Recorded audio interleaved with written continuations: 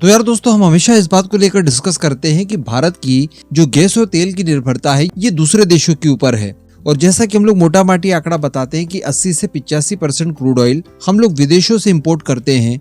ये आंकड़ा एक्चुअली थोड़ा सा ज्यादा ही है। पिछले साल की अगर बात की जाए तो हम लोगों ने लगभग 86.5% क्रूड ऑयल को इंपोर्ट किया था विदेशों से, और इस साल की बात की जाए तो 87.5% से ऊपर जा चुके हैं। तो कहने का मतलब बहुत सारा पैसा इंपोर्ट्स बिल पे करने में हमारा यूं ही चला जाता है, जो कि हमारी इकोनॉमी के लिए बिल्कुल भी हेल्थी साइन नहीं है। हालांकि ज्यादा कुछ नहीं किया जा सकता, हमारी जमीनों में अभी तक पर्याप्त तेल की खोज चूंकि नहीं हो पाई है, इस वजह से हमें हमारे देश को चलाने के लिए तेल तो इंपोर्ट करना ही पड़ेगा। लेकिन अगर इसी बीच राहत ये निकल कर आए सामने कि आपके इंपोर्ट्स बिल इस महीने शुरुआती 7 महीनों में अगर 25% तक कम हो गए हैं तेल और गैस दोनों के ऊपर, तो इससे अच्छी कोई बात नहीं हो सकती। और मैं आपको बता दूं कि एक्चुअली ऐसा हुआ है। बताया ये जा रहा है कि इस साल अप्रैल से लेकर अक्टूबर मंथ के बीच में जितना हम लोगों ने क्रूड ऑयल और नेचुरल गैस खरीदा है, इसके ऊपर भारत को पूरा 25% का फायदा हुआ है बचत में।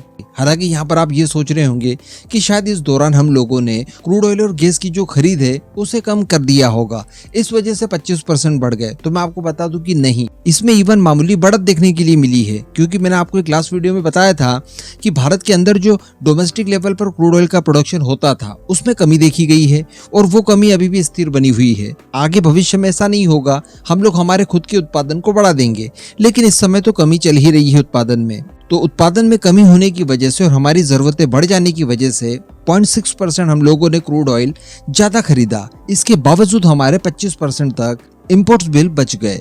तो चलिए आगे जानते हैं कि ये सब कुछ कैसे हुआ। मैं आपको सारे कुछ आंकड़े बताने जा रहा हूँ। खंडवा डिफेंस फैक्ट को इसी तरह की खबरों के लिए सब्सक्राइब जरूर कर लीजिएगा।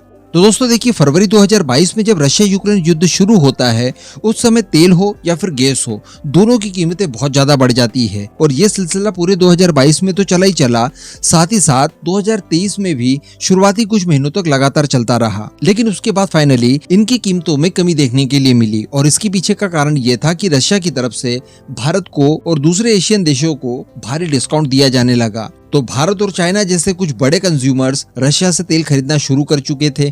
इस वजह से जो बाकी के देशों का क्रूड ऑयल था उस पर कंपटीशन कम हो जाने की वजह से कीमतें लगातार गिरती गई। लेकिन अगर इस वित्त वर्ष की बात की जाए 23-24 की, तो ये कुछ ज्यादा ही अच्छा रहा है। क्योंकि पिछले साल अगर अप्रैल से लेकर अक्टूबर मंथ के बीच की बात की जाए तो भारत को जो क्रूड ऑयल पर बैरल के हिसाब से मिला था उसके लिए हम लोगों ने चुकाए थे एवरेज $102। लेकिन अगर इस वित्त वर्ष की बात की जाए तो यहाँ पर हमें शुरुआती 7 महीनों में प्रति बैरल पे करना पड़ा $83.44। तो कहने का मतलब काफी ज्यादा बचत यहाँ पर देखने के लिए मिल रही है, और इसी माध्यम से 25% तक इम्पोर्ट बिल हमारे कम हो गए हैं।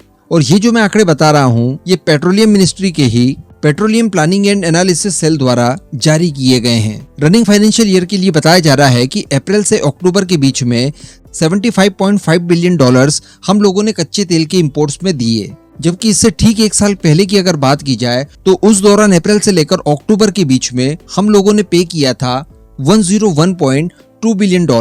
जबकि मैंने आपको बता दिया कि तेल इंपोर्ट तो उतना ही हुआ है, 1.6% की इसमें बढ़ोतरी भी देखने के लिए मिली है। इसके बावजूद हमें 25% का लाभ हुआ है। और अगर क्वांटिटी वाइज देखा जाए तो इसी दौरान जो हम लोगों ने टोटल क्रूड ऑयल खरीदा वो था 134.4 मिलियन टन क्रूड ऑयल। अब इसी दौरान दरअसल हुआ ये कि 40% से अधिक लगभग हम लोगों ने रशिया से क्रूड ऑयल खरीदा, जहां पर डिस्काउंट तो कम हो गया लेकिन फिर भी काफी हद तक डिस्काउंट हमें मिलता रहा। और बाकी के देशों की क्रूड ऑयल की कीमतें भी उस दौरान काफी हद तक नर्म रही। तो टोटल मिला जुलाकर हमें काफी बड़ा फायदा देखने के लिए मिला है। हालांकि अगर प्रेजेंट स्थितियों की बात की जाए तो क्रूड ऑयल की कीमतें कुछ हद तक बढ़ी जरूर हैं, और इसके अलावा जो दूसरा नुकसान हमें हो रहा है वो हमारी करेंसी को लेकर हो रहा है। हमारी करेंसी जो है वो डॉलर की तुलना में काफी ज्यादा गिर गई है, और ऐसी परिस्थिति में हमें कम बिल्स पे करने के लिए भी ज्यादा मात्रा में पैसे देना पड़ रहे हैं। लेकिन अप्रैल से अक्टूबर के बीच में तो तगड़ा फायदा भारत को हुआ है। अब अगर नेचुरल गैस की बात की जाए दोस्तों, तो इसी वित्त वर्ष यानी 2024 में जो हम लोगों ने टोटल गैस का इंपोर्ट किया उसके ऊपर बिल बना है